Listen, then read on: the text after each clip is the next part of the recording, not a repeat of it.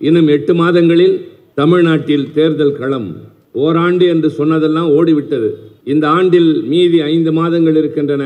அடுத்த ஆண்டு பிப்ரவரியிலேயே தேர்தல் களை கட்ட தொடங்கிவிடும். நடைபெறப் போகின்ற இந்த தேர்தல் எப்பொழுதும் நடப்பதைப் போல யாராவது வெற்றி பெறட்டும் என்று கருதக்கூடிய தேர்தல் அல்ல. இது ஒரு தத்துவ போர். எனக்கு முன்னாலே செல்வேந்திரன் விரிவாக சொன்னதைப் போல், அருள்மொழி பேசியதைப் போல், பெரியாரால் பூகம்பத்தைப் போல ஏற்படுத்தப்பட்ட மாற்றம், அறிஞர் அண்ணா அமைதி புரட்சியாக இந்த நாட்டிலே கொண்டு வந்த மறுமலர்ச்சி, 50 ஆண்டுகள் தலைவர் கலைஞர் கட்டிக்காத்த திராவிட பேரியக்கம், அதனுடைய செயல்கள், அவர் ஆட்சி காலத்தின் சாதனைகள், இன்றைய முதல்வர் தளபதி அண்ணன் ஸ்டாலின் அவர்களுடைய சீரிய செயல்களால் நலம் பெற்று வாழுகின்ற தமிழகத்தில் இந்த மண்ணுக்கு பொருந்தாத தத்துவத்தை, சித்தாந்தத்தை சுமந்து கொண்டு ஒரு கூட்டம் வருகின்றது. வடக்கே இருக்கிற தங்களுடைய பலத்தோடு இங்கே நுழைய முயல்கிற போது உடன் வருவதற்கு ஆள் இல்லாமல் தத்தளிக்கின்ற நேரத்தில் இங்கிருக்கிற சிலர் துணை போகிறார்கள். தங்கள் கட்சியின் பெயரை மறந்து, கொள்கையை மறந்து, அதில் சூட்டப்பட்டிருக்கிற அவர்கள் கையில் வைத்திருக்கிற கொடியினுடைய அண்ணாவை மறந்துவிட்டு அவர்களுக்கு துணை போகிறார்கள் என்ற ஆதங்கத்தை எல்லாம் சொன்னார்கள். இதை சொல்ல வேண்டியது இந்த நேரத்தில் அவசியமாகிறது. குறிப்பாக மதுரையிலே நடைபெற்ற முருகன் மாநாட்டில் இங்கே செல்வேந்திரன் குறிப்பிட்டதை போல திராவிடத்தை அழிப்பதற்கு மூலுகா வேளோடு வா என்று அவர்கள் விளம்பரம் செய்ததை பார்த்ததற்கு பின்னாலும் அவர்கள் அந்த மாநாட்டிலே பங்கேற்றிருக்கின்றார்கள். பெரியாரையும் அண்ணாவையும் விமர்சித்து வெளியிட்ட காணொலி காட்சியின் போது அதை கண்டுகளித்திருக்கிறார்கள். இங்கே அவர் பேசுகிற போது அவர்களை மகாபாரத கதையிலே திரௌபதிக்கு துயிலெடுத்த போது கைகட்டி உட்கார்ந்திருந்த பீமனோடும் வில்வித்தைக்கு பெயர் போன அர்ஜுனனோடும் குறிப்பிட்டது குறித்து தான் எனக்கு வருத்தம். அவர்கள் உண்மையிலேயே பெரிய வீரர்கள். அவர்களோடு இவரை ஒப்பிட்டு விட்டாரே, எதையும் சரியாக பேசுகிற கம்பம் செல்வேந்திரன் என்ற ஆதங்கம்தான் எனக்கு ஏற்பட்டது. இதை சொல்லுகிற போது தங்களுடைய கட்சிக்கு இப்படி ஒரு பெயர் வைத்திருக்கிறார்களே, தொடங்கிய காலத்திலிருந்தே சொல்லுகிறோம். இப்போது இன்றைக்கு இந்த கூட்டத்திற்கு வருகிற வழியெங்கும் இரவு நேரத்திலும் நம்மை ஈர்க்கிற அளவிற்கு கருப்பு சிவப்பு கொடி பறந்து கொண்டிருக்கின்றது. வீதிகளில், மக்கள் கூடுகின்ற இடங்களில், முச்சந்திகளில், கிராமங்களில், எல்லா இடங்களிலும் திராவிட முன்னேற்ற கழகத்தின் கொடி அங்கிங்கென்னாதபடி பறந்து கொண்டிருப்பதை நீங்கள் அறிவீர்கள். இடையில் ஆளுகின்ற வாய்ப்பினை பெற்ற அதிமுகவினுடைய கொடியும் எல்லா இடங்களிலும் பறக்கிறது. அந்த கொடிக்கும் நமக்கும் ஒரே ஒரு வேறுபாடு தான். நம்முடையது கருப்பு சிவப்பு, அது கருப்பு சிவப்பிலே அண்ணாவின் உருவம். அண்ணா இந்த கொடியை உருவாக்கிய போது சொன்னார், தம்பி இது 2 நிறங்கள் அல்ல. நம்முடைய மண்ணிலே சாதி சமய வேறுபாட்டால், பொருளாதார ஏற்றத்தாழ்வால் மண்டி கிடக்கின்ற இருள், அதனை போக்குவதற்கு நம்முடைய முன்னோர்கள் பல பேர் தியாகம் செய்து ரத்தம் சொரிந்திருக்கிறார்கள். அந்த தியாக பாதை தான் நம்முடைய வழி என்பதன் நினைவாக கொடியின் பாதி சிவப்பாக இருக்கும். நாம் அனைவரும் சேர்ந்து பாடுபட்டு போக்க வேண்டிய இருள் மிச்சம் இருக்கிறது என்பதன் அடையாளமாக மீதி பாதி கருப்பாக இருக்கும் என்று சொன்னார். அந்த கொடியிலே அண்ணாவினுடைய படம் வெறும் படம் அல்ல, ஒரு விரலை நீட்டி கொண்டிருப்பதை போல இருக்கும். சாதாரணமாக ஒரு மனிதர் பேசுவதற்கும் விரல் நீட்டி பேசுவதற்கும் வேறுபாடு உண்டு. தனிப்பட்ட முறையிலே இருவர் பேசுகிற போது அது எச்சரிக்கையாக இருக்கலாம். மேடைகளில் பேசுகிற போது உணர்ச்சி பெருக்கின் வெளிப்பாடாக இருக்கலாம். சென்னையிலே அண்ணா சாலையிலே அமைந்திருக்கிற அண்ணாவின் சிலை ஒரு விரலை காட்டி கொண்டிருக்கும். அதுதான் ஒரு காலத்தில் எல்லோருடைய மனதிலும் நிறைந்திருந்த சிலை. அண்ணா மறைவதற்கு முன்னால் வைக்கப்பட்ட சிலை. அண்ணா மறைந்ததற்கு பின்னால் அவருக்கு இரங்கல் கவிதை எழுதிய நேரத்தில் தலைவர் கலைஞர் அவர்கள் சொன்னார்கள், ஆட்காட்டி விரல் நீட்டி நின்றாய் அண்ணா, ஆணையிடுகிறாய் என்றிருந்தோம், ஐயகோ ஓராண்டுதான் உயிர் வாழ்வேன் என்று சொன்னாயா. இது கலைஞர் அந்த ஒரு விரலை காட்டி நின்றதற்கு கொடுத்த விளக்கம். ஆனால் அதிமுகவின் கொடியிலே இருக்கிற அண்ணா எதை சொல்கிறார்? கலைஞர் சொன்னதை போலவா சொல்கிறார் என்றால் இல்லை. நன்றாக நீங்கள் பாருங்கள், காற்று வீசுகிற போது வேறுபாடு தெரியும். இது வெறும் கருப்பு சிவப்பு, அது கருப்பு சிவப்பில் விரல் நீட்டி கொண்டிருக்கிற அண்ணா. அதில் இருக்கிற அண்ணா சாலையில் நடந்து போகிற தமிழர்களை பார்த்து சொல்கிறார், என் தம்பிமார்களே, தங்கைமார்களே, வெயிலிலே காய்ந்து மழையிலே நனைந்து கொண்டிருக்கிறேனே இந்த கொடியில் படமாக, இதுவல்ல நான் உருவாக்கிய கொடி, இதோ பக்கத்திலே பறக்கிறதே கருப்பு சிவப்பு கொடி, அதுதான் நான் உருவாக்கிய கொடி என்று சொல்கிறார். ஆக இது வெறும் ஒப்பீடு அல்ல. அண்ணா எந்த கொள்கையை உருவாக்கினாரோ அதை இன்றளவுக்கும் கட்டி காக்கின்ற கடைசி தொண்டன் வரை, கழகத் தலைவர் தொடங்கி எங்கோ ஒரு மூலையிலே இதுவரை அறிவாலயத்தின் வாசலை மிதிக்காமல் இருக்கிற தொண்டன் வரை சுமந்திருப்பது அண்ணாவை, கலைஞரை, கழகத்தை, அதன் லட்சிய கொள்கைகளை. அதற்காக உயிர் கொடுக்கவும் தயாராக இருக்கின்றவர்கள். இது தலைவர் கலைஞரின் பிறந்த நாள். பேச வேண்டிய செய்திகள் நிறைய. ஆனாலும் நான் முதலில் சொன்னதை போல் சுருங்க சொல்கிறேன். ஒரு முறை கலைஞரிடம் பத்திரிகையாளர்கள் அவருடைய புகைப்படங்களை எல்லாம் காட்டினார்கள். இதிலே உங்களுக்கு மிகவும் பிடித்த புகைப்படம் எது என்று கேட்டார்கள். நீண்ட நேரம் எல்லாவற்றையும் பார்த்ததற்கு பின்னால் ஒரு படத்தை எடுத்து கொடுத்தார். அந்த படம் அண்ணா சிலை அருகே கலைஞர் கைதாகிற படம். வந்த பத்திரிகையாளர் கேட்டார், ஒரு போராட்டத்தில் கைதாகிற படம் உங்களை கவர்ந்திருக்கிறது, நீங்கள் முதலமைச்சராக பொறுப்பேற்றது, வெளிநாடு சென்றது, எத்தனையோ புகைப்படங்கள் இருக்கிற போது இதை தேர்ந்தெடுக்கிறீர்கள். சரி, போராட்டத்திலே நீங்கள் கலந்து கொண்டு கைதானதுதான் உங்களை கவர்ந்த படம் என்றால், கள்ளக்குடி தண்டவாளத்திலே தலை வைத்து படுத்தீர்களே, அதுவல்லவா மிகப்பெரிய போராட்டம், ஏன் அதை எடுக்கவில்லை என்று கேட்டவுடன் கலைஞர் சொன்னார், கள்ளக்குடி போராட்டத்திலே நான் கலந்து கொண்ட காலம் கழகம் வளர்ந்த காலம், 1953 தேர்தலிலே கூட போட்டியிடாத காலம். போராட்டங்கள் தான் கழகத்தினுடைய முக்கியமான பணிகளாக இருந்த காலம். ஆனால் நான் எடுத்து கொடுத்த படம் என்பது நான் முதலமைச்சராக இருந்ததற்கு பின்னால் போராட்டத்திலே கலந்து கொண்டு கைதான படம் என்கிற போது, நான் முதலமைச்சராக இருந்தேன் என்று வீட்டுக்குள்ளே முடங்கி கிடக்கவில்லை, களத்திலே இறங்கி போராடுகிற ஒரு போராளியாகவே இருந்தேன் என்பதற்கு இதுதான் அடையாளம் என்றார். அந்த படம் எப்போது எடுக்கப்பட்டது? அவசர நிலை காலத்தில் தனித்து விடப்பட்ட தலைவர், அவரை பார்ப்பதற்கு யாருக்கும் அனுமதி இல்லை, அவரை பார்க்க போனால் உடனே கைது, அவருக்கு உணவு தருவது என்பது உற்சாகம். இப்போது இங்கே நாங்கள் வருகிறோம் என்றால் மாவட்ட செயலாளரோ பகுதி செயலாளரோ சேகர் பாபுவோ முரளியோ லோகேஷோ இவர்கள் என்ன வேண்டும் என்று கேட்கிறார்கள். எல்லா ஊர்களிலும் அப்படித்தான். அதிலும் கழகத் தலைவர்களுக்கு தருவது என்பது மிகப்பெரிய உற்சாகம். ஆனால் அவசர நிலை காலத்தில் அவருக்கு யாராவது உணவு கொண்டு வந்து கொடுத்தால் அடுத்த நாள் மிசா கொட்டடி அவர்களுக்கு திறக்கப்பட்டது. கோபாலபுரம் வெறிச்சோடியது. அதிகாரிகள் ஆளவட்டம் போட்டவர்கள் அவரை கண்காணிக்க ஆரம்பித்த நேரம். அந்த நேரத்திலே கூட கழகத்தோடர்கள் திருப்பதிக்கு போகிறோம் என்று சொல்லிவிட்டு வெறுமனே தலையை மொட்டையடித்து கொண்டு திருப்பதி சென்று திரும்புகிற பக்தர்கள் என்று சொல்லிவிட்டு கோபாலபுரத்தில் வந்து கலைஞரை பார்த்து நாங்கள் இருக்கிறோம் உங்களோடு என்று சொல்லிவிட்டு போன நேரம்.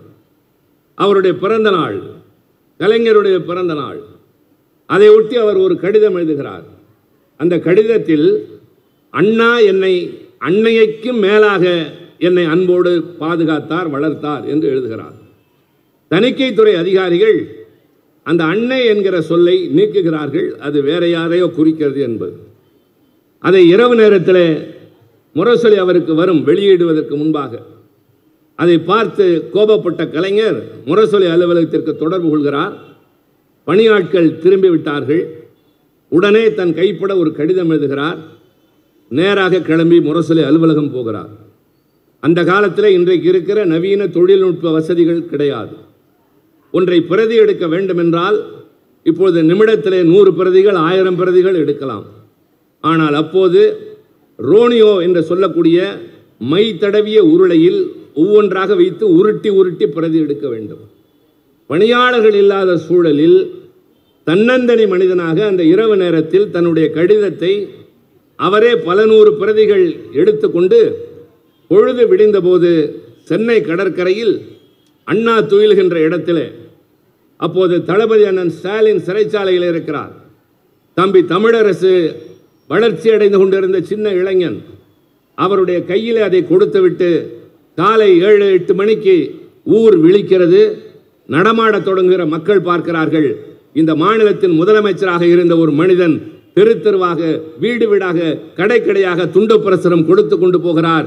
இந்திய நாட்டில் ஜனநாயகத்தின் குரல் வளை நெரிக்கப்படுகிறது என்று சொல்லுகிற ஒரு அடிமட்ட தொண்டனாக கலைஞர் கிளம்பிய நாள் அந்த நாள். 2 பேராக கிளம்பிய அந்த போராட்டம் தான் அது. அவர் அண்ணா சிலை வருகிற போது கட்டுக்கடங்காத கூட்டம். செய்தி காதில் விழுந்த எல்லா தோழர்களும் வந்து விட்டார்கள். இனி பொறுக்க முடியாது என்று காவலர்கள் கைது செய்கிறார்கள். அந்த புகைப்படத்தை தான் எனக்கு பிடித்த படம் என்று கலைஞர் கொடுத்தாரே, இப்படிப்பட்ட வீரனை தவிர வேறு யார் எங்களுக்கு தலைவனாக இருக்க முடியும் என்று தமிழர்கள் கேட்கிறார்கள். அதிமுகவினர் கேட்கிறார்கள், நீங்கள் பாரதிய ஜனதாவோடு சேரவில்லையா? எல்லோரோடும் தான் சேர்ந்திருக்கிறோம். காலத்தின் கட்டாயம் கூட்டணிகள் அமையத்தான் செய்யும். ஆனால் எப்படி நடந்து கொள்கிறோம் என்பதுதான் முக்கியம். 1971 ஆண்டு முதலாக காங்கிரஸ் கட்சியும் கழகமும் ஒன்று சேர்ந்து தேர்தல் களம் காண்கிறது. அதுவரை எதிரும் புதிருமாக கடுமையான எதிர்க்கட்சிகளாக தலைவர்கள் ஒருவரை ஒருவர் விமர்சித்துக் கொண்டவர்களாக இருந்த காலகட்டம் மாறி முதலாக காங்கிரசும் கழகமும் கூட்டணி அமைக்கிறது. அந்த தேர்தலில் தமிழகத்தில் சட்டப்பேரவையில் 184 இடங்களில் நாம் வெற்றி பெறுகிறோம். இதுவரை வேறு எந்த கட்சியும் பெறாத எண்ணிக்கை. நாடாளுமன்றம் முழுவதும் கழகமும் காங்கிரசும் மட்டுமே இருக்கிறது. இந்திரா காந்தி அம்மையார் பிரதமர், தமிழ்நாட்டின் முதலமைச்சர் கலைஞர், நல்ல நெருக்கத்தோடு நிறைய நடந்து கொண்டிருக்கின்றது. முற்போக்கு திட்டங்களுக்கு ஆதரவு கொடுத்து கொண்டிருக்கிறோம். இப்போது நான் பேசுவது ஜூன் மாதம், இன்றைக்கு 28. ஆனால் ஜூன் மாதம் 25ஆம் தேதி 1975ஆவது ஆண்டு இந்திரா காந்தி அம்மையாருடைய நாடாளுமன்ற உறுப்பினருக்கு தேர்ந்தெடுக்கப்பட்டது செல்லாது என்ற அலகாபாத் நீதிமன்றம் கொடுத்த தீர்ப்பின் அடிப்படையில் அவர் உடனே அரசியல் சட்டத்தை பயன்படுத்தி ஒரு பிரிவின் அடிப்படையில் அவசர நிலையை பிரகடனப்படுத்துகிறார். அவசர நிலை என்றால் என்ன? இதுபோல பொதுக்கூட்டங்கள் நடக்கக்கூடாது, மக்களை ஒரு இடத்தில் திரட்ட முடியாது, அரசியல் கட்சிகள் மேடையில் நின்று முழங்க முடியாது, விரும்பியதை எழுத முடியாது, எழுதினால் தணிக்கை அதிகாரிகள் அதை வெளியிட வேண்டும் என்கிறார்களோ அதுதான் வெளியிடப்படும். இன்றைய தலைமுறை இளைஞர்களுக்கு சொல்லுவேன், அந்த காலகட்டத்தில் துக்ளக் பத்திரிகை வெறும் கருப்பாகவே மையை தடவி பத்திரிகையை வெளியிட்டது. இந்தியன் எக்ஸ்பிரஸ் பத்திரிகை தலையங்கம் என்ற பகுதியிலே வெறும் கருப்பு மையை எழுதி வெளியிட்டது. காரணம், அதில் இருந்த முக்கால்வாசியை எடுத்து விட்டார்கள் என்ற காரணம்.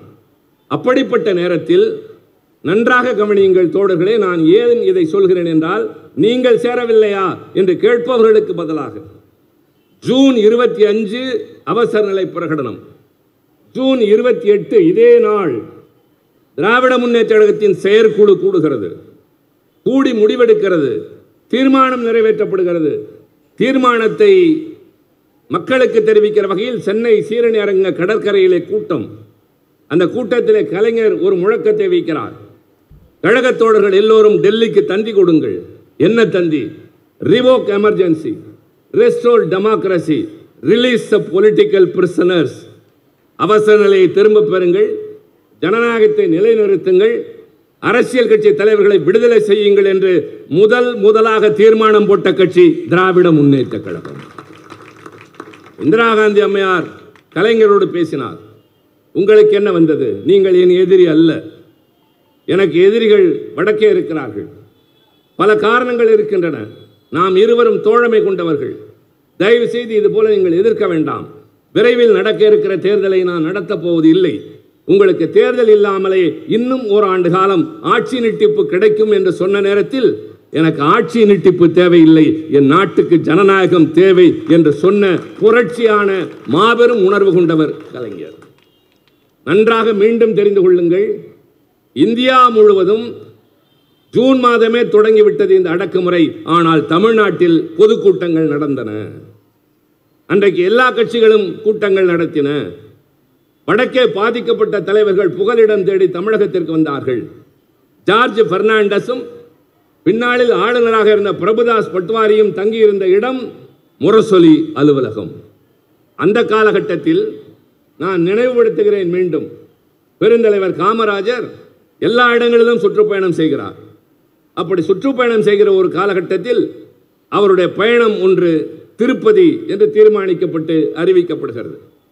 இந்த செய்தி தெரிந்த முதலமைச்சர் காங்கிரஸ் கட்சியின் மூலமாக சொல்லி அனுப்புகிறார், காமராஜரை திருப்பதிக்கு செல்ல வேண்டாம் என்று சொல்லுங்கள்.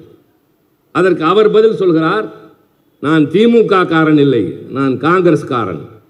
நான் எங்கே போக வேண்டும் போகக்கூடாது என்று சொல்வதற்கு இவர் யார் என்று கேட்கிறார்.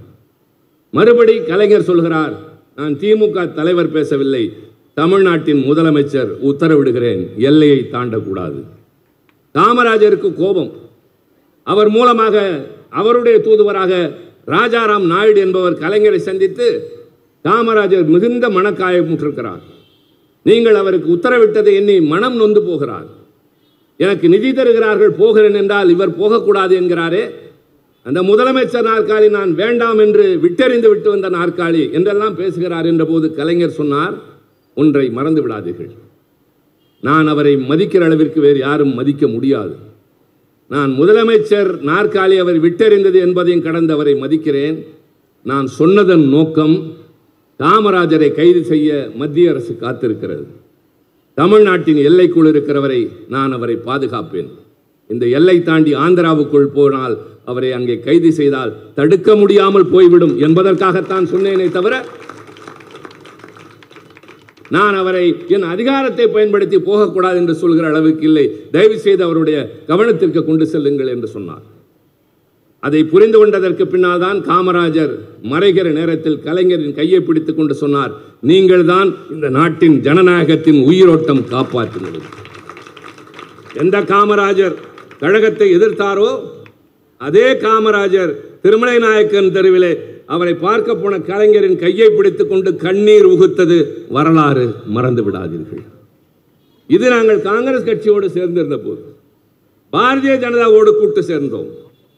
1999 ஆண்டு தேர்தலிலே வெற்றி, கூட்டணி ஆட்சி. அண்ணன் முரசொலி மாறன் எங்கள் கட்சியின் தலைவர் அங்கு. அப்போது அவருடைய தலைமையில் ஒரு குழுவினை அமைக்கிறார் வாஜ்பாய் அவர்கள். அந்த குழுவினுடைய நோக்கம் என்ன?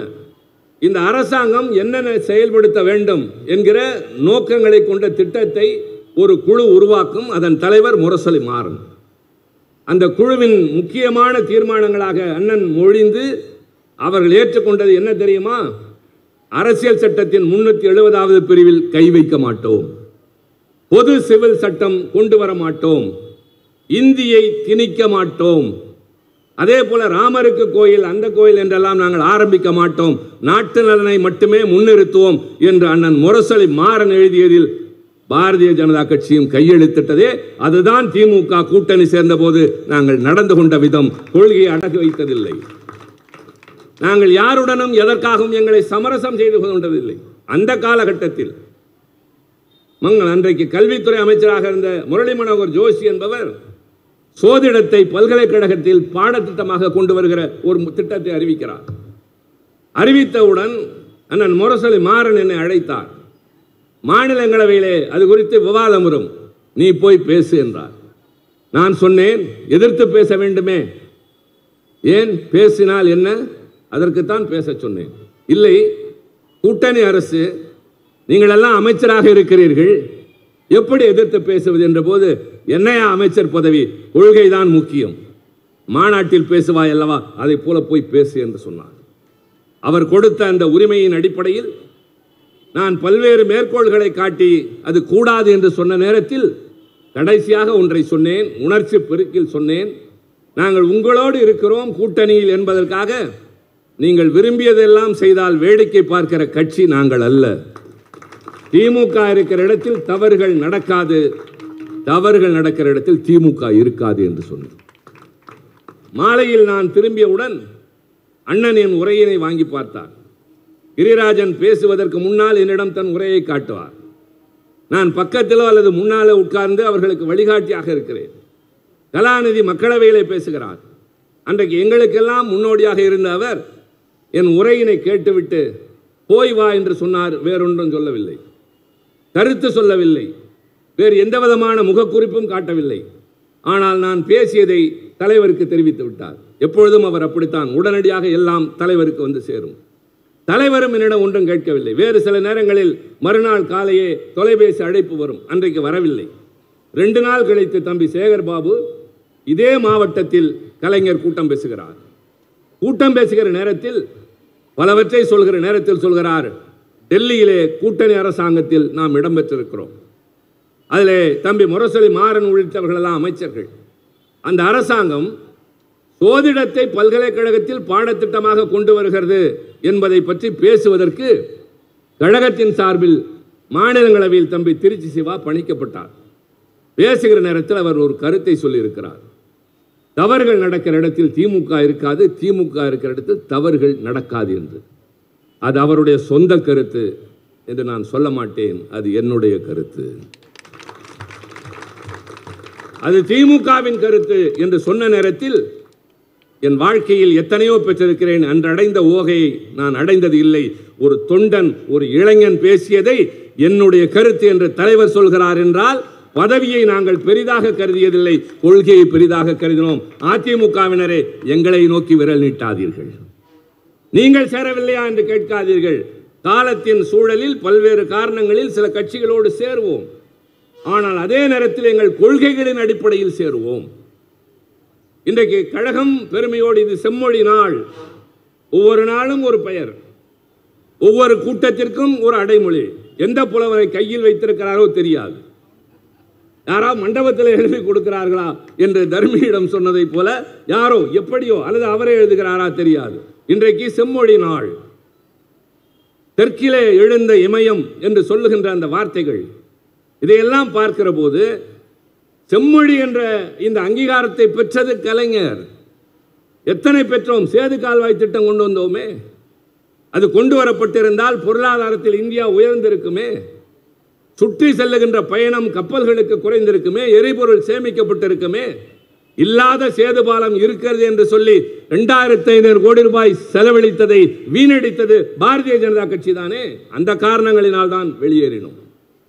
அவர்களோடு நாங்கள் நிலைத்து நிற்க முடியாததற்கு காரணம் கொள்கையில் மாறுபட்டார்கள், மண்ணுக்கு பொருந்தாதை செய்தார்கள். இன்றைக்கும் அதைத்தான் செய்கிறார்கள்.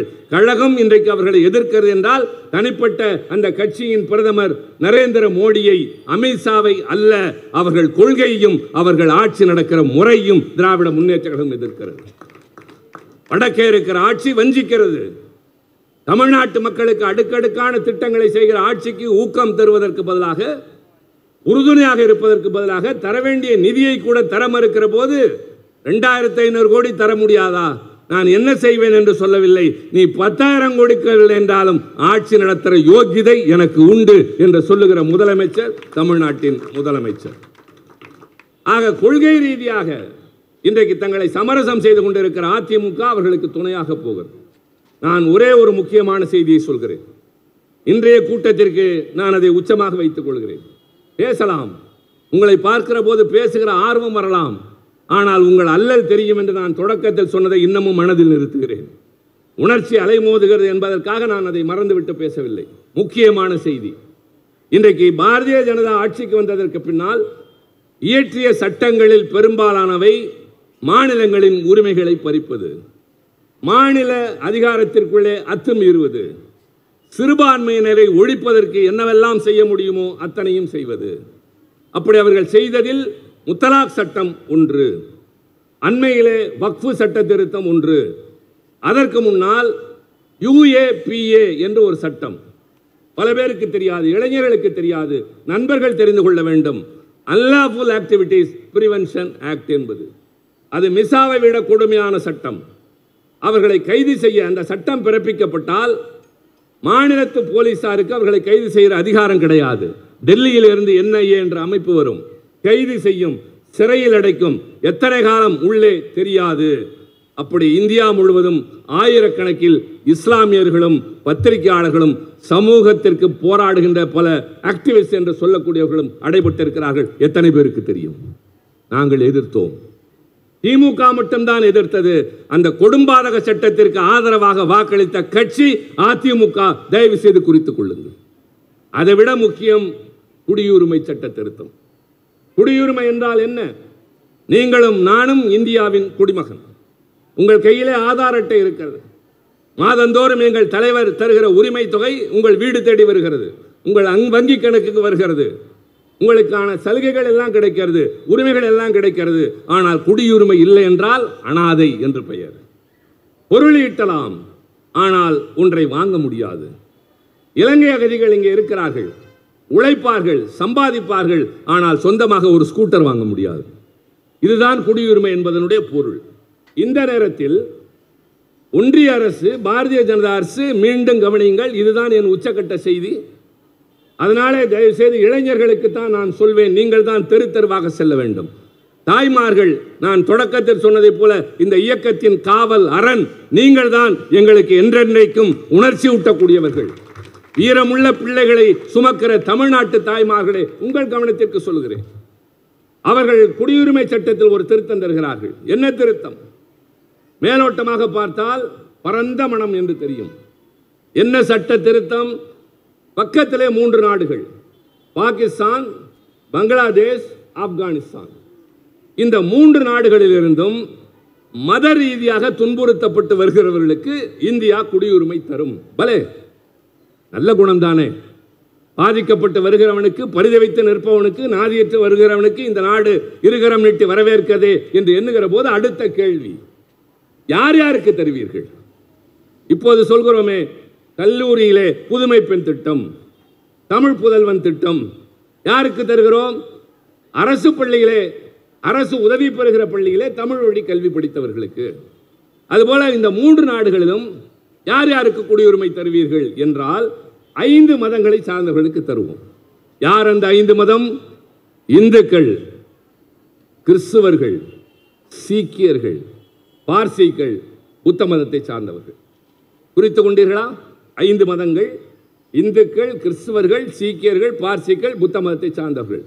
ஒன்றை கவனிக்க வேண்டும், இதில் விடுபட்டு இருப்பது இஸ்லாமியர்கள். தெரிந்தே புறக்கணிக்கிறார்கள். அடுத்த நாட்டில் இருந்து பாதிக்கப்பட்டு வருகிற மற்றவர்களுக்கு உரிமை உண்டு, ஆனால் இஸ்லாமியர்களுக்கு இல்லை. நாங்கள் என்ன செய்யலாம்? எதிர்க்கட்சியினர் எதிர்த்து பேசலாம். பேசினால் என்ன ஆகும்? அவை குறிப்பிலே பதிவாகும். தொலைக்காட்சியை நினைத்தால் 2 நிமிடம் காட்டும், பத்திரிகை நினைத்தால் ஒரு பத்தியிலே வெளியிடும். ஊருக்கு எப்படி தெரியும்? நான் பேசுகிற போது சொன்னேன், 1947 இந்த நாடு விடுதலை அடைகிற போது இந்தியா பாகிஸ்தான் என்று 2ஆக பிரிந்தது. பாகிஸ்தான் பிரிவினைக்கு காரணமான அந்த நாட்டின் தலைவர் முகமது அலி ஜின்னா சொன்னார், நான் இஸ்லாமியர்களுக்காகவே ஒரு நாடு ஆரம்பிக்கிறேன், எனக்கு பின்னால் இஸ்லாமியர்கள் அணிவகுத்து வாருங்கள் என்று கேட்டபோது ஒரு 5 நிமிஷம் அவர்கள் சொன்னார்கள், நாங்கள் இஸ்லாமியர்கள் தான், ஆனால் இந்தியா தான் எங்கள் நாடு என்று சொன்னார்களே, அவர்களுக்கு என்ன நன்றி காட்டப் போகிறோம்? பேசியதோடு நிறுத்தவில்லை. ஒரு சட்ட திருத்தத்தை கொடுக்க வேண்டும் என்று திமுகவின் சார்பில் நான் ஒரு திருத்தம் தருகிறேன். மீண்டும் நான் இளைஞர்களுக்கு தான் சொல்வேன். என்ன திருத்தம் தெரியுமா? இந்த 3 நாடுகளுக்கோடு ஆப்கானிஸ்தான், பாகிஸ்தான், பங்களாதேஷ் என்பதோடு இன்க்ளூட் ஸ்ரீலங்கா, இலங்கையை சேர்த்துக் கொள்ளுங்கள். இந்த 5 மதங்கள் சொன்னீர்கள் அல்லவா, அதோடு இன்க்ளூட் முஸ்லிம்ஸ்.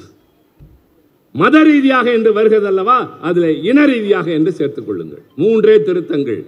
இந்த 3 சொற்களில் ஒரு பெரிய மாற்றம் நிகழ்ந்திருக்கும்.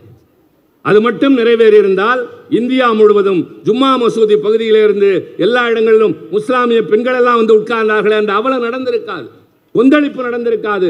1.5 லட்சம் இலங்கை தமிழகதிகளுக்கு குடியுரிமை கிடைத்திருக்கும். பேசி முடித்ததற்கு பின்னால் வாக்கெடுப்பு நடந்தது. குரல் வாக்கெடுப்பு நடக்கும். செல்வேந்திரனுக்கு தெரியும், என் தம்பிமார்களுக்கு தெரியும், கிரிராஜனுக்கோ வீராசாமிக்கோ தெரியும். இவர்கள் சட்டப்பேரவையில் ஆம் இல்லை என்பது போல அங்கே நோஸ் எஸ் என்பார்கள். நான் கொடுத்த திருத்தம் வாக்கெடுப்புக்கு விடப்படுகிறது. அவர்கள் எது அதிகம் இருந்தாலும் நோஸ் என்று சொல்லி இந்த திருத்தம் தோற்கடிக்கப்பட்டது என்றார்கள். நான் ஓயவில்லை. மாறாக நான் கேட்டேன், மின்னணு வாக்குப்பதிவு வேண்டும் என்று கேட்டேன். என்றால் என்ன பொருள்? எத்தனை பேர் இதற்கு ஆதரவு, எத்தனை பேர் எதிர்ப்பு, எண்ணிக்கை ரீதியில் எனக்கு தெரிந்தாக வேண்டும். காரணம், இது வரலாற்று பக்கத்திலே பதிய வேண்டிய ஒரு முக்கியமான திருத்தம் என்று சொன்னவுடன் மின்னணு வாக்குப்பதிவுக்கு உத்தரவிட்டார்கள். அன்றைக்கு திமுகவுக்கு மாநிலங்களவையில் இருந்த உறுப்பினர்கள் எண்ணிக்கை 5, இன்றைக்கு 10 பேர். 5 பேர் இருந்த அந்த கட்சி நான் கொடுத்த திருத்தத்திற்கு எத்தனை வாக்குகள் ஆதரவு தெரியுமா? 99. காங்கிரஸ் கட்சி, சமாஜ்வாடி, கம்யூனிஸ்ட், பகுஜன் சமாஜ் கட்சி, எல்லா கட்சிகளும் ஆதரவு. 99 ஓட்டுகள். திருச்சி சிவா கொடுத்த திருத்தம். அடுத்து பாரதிய ஜனதாவுக்கு எத்தனை வாக்குகள்? 124. வெற்றி பெற்று விட்டார்கள். 25 வாக்குகள் வித்தியாசத்தில் வெற்றி. ஆனால் அந்த 25 வாக்குகளில் 13 ஓட்டு அதிமுக ஓட்டு. அந்த 13 வாக்குகள் எங்களுக்கு ஆதரவாக விழுந்திருந்தால் 99 112 ஆகியிருக்கும், 124 111 ஆகியிருக்கும். ஒற்றை வாக்கு வித்தியாசத்தில் 1.5 லட்சம் இலங்கை தமிழ் அகதிகள் குடியுரிமை பெற்றிருப்பார். இந்த நாட்டில் இருக்கிற இஸ்லாமியர்களுக்கு குடியுரிமை கிடைத்திருக்கும். படுபாதகம் செய்த கட்சி அதிமுக. யார் மன்னிக்கிறார்களோ இல்லையோ, இந்த நாட்டில் இருக்கிற இஸ்லாமியர்கள் ஒருவர் கூட அதிமுகவை மன்னிக்க கூடாது என்பதற்கு இதைவிட எடுத்துக்காட்டில்லை. நான் கதை சொல்லவில்லை, நடந்ததற்கு ஆதாரங்கள் இருக்கின்றன. இஸ்லாமியர்கள் வஞ்சிக்கப்படுகிறார்கள், கிறிஸ்தவர்களை நோகடிக்கிறார்கள், சிறுபான்மையினரை வதைக்கிறார்கள், மாநில அரசுகளை நசுக்குகிறார்கள். அதை எதிர்த்து துணிச்சலாக குரல் கொடுக்கிற ஒரே தலைவன் தமிழ்நாட்டின் முதலமைச்சர் நம் தலைவர் தளபதி அண்ணா. எனவேதான் சொல்லுகிறோம், இந்த வீரமுள்ள கட்சிக்கு, கொள்கை பிடிப்புள்ள கட்சியின் தலைவன், நாட்டு மக்களுக்கு நல்லாட்சி நடத்துகிற தலைவன், இரவு பகல் பாராமல் கிழக்கும் மேற்கும் வடக்கும் தெற்குமாக அங்கும் இங்கும் அலைகின்ற இதுபோல அமைச்சர் பெருமக்கள், உங்களுக்காக உழைக்கிற மக்கள் பிரதிநிதிகள் எல்லோரும் யாருக்காக உழைக்கிறோம்? இந்த நாட்டு மக்கள் நடுத்தெருவுக்கு வரக்கூடாது என்று தன் குடும்பத்தை நடுத்தெருவில் நிறுத்துகிறவன் கையில் கருப்பு சிவப்பு கொடி இருக்கும். உங்களிடம் வந்து வேண்டுகிறோம், நீங்கள் செய்ய வேண்டியதெல்லாம் ஒன்றுமல்ல. இன்னும் 8 மாதத்தில் நடக்க இருக்கிற தேர்தலில் என் நாடு நலமாக இருக்க வேண்டும். நான் இரவில் நிம்மதியாக உறங்க வேண்டும். காவலன் கண் விழித்திருந்தால் கள்வனின் பயம் இருக்காது. திமுக கழகம் என்பது காவலனை போல கண் விழித்து நம்மை காப்பார்கள். நம் பிள்ளைகள் நலமுடன் வாழ வேண்டும், எதிர்காலம் ஒளிமயமாக இருக்க வேண்டும் என்றால் நீங்கள் ஒன்றும் செய்ய வேண்டாம், போராட்டத்திற்கு வர வேண்டாம், சிறைச்சாலைக்கு வர வேண்டாம். எங்களுக்கு ஆதரவு மட்டும் தாருங்கள். உங்கள் வளமான வாழ்வுக்கு நாங்கள் உத்தரவாதம் தருகிறோம். இந்த நல்ல நிகழ்ச்சியை நடத்திய தம்பி சேகர் பாபு, இந்த பகுதியின் செயலாளர் தம்பி முரளிதரன், இந்த பகுதியில் இருக்கிற கழக தோழர்கள், எல்லாவற்றிற்கும் மேலாக என் நன்றிக்குரிய தாய்மார்கள், நான் உங்களை உணர்வோடு வணங்குகிறேன்.